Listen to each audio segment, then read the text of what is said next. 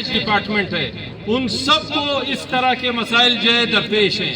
خاص طور پر یہ ابھی لیٹسٹ ہمارے جو ایجوکیشن سیکٹر ہے اس کو باقاعدہ ایک سیکٹری صاحب نے تباہی کے جو ہے دہانے پر پہنچا دیا ہے. اور ہم سارے ساتھی جتنے ڈپارٹمنٹ کے ہیں ہم یہ ہونے نہیں دیں گے. باقاعدہ ایک پلاننگ کے ذریعے ہمارے جتنے اٹیچ ڈپارٹمنٹ ہیں ان کو جو ہے اسی طرح تباہی کا جو ہے شکار کر دیا ہے. یہ بڑی افسوس کی بات ہے کہ ہمارے پروفیسرز ہمارے ٹیچرز اس وقت روڈوں پر اپنا حق مانگ رہے ہیں. یہ کیا وجہ ہے اس کی؟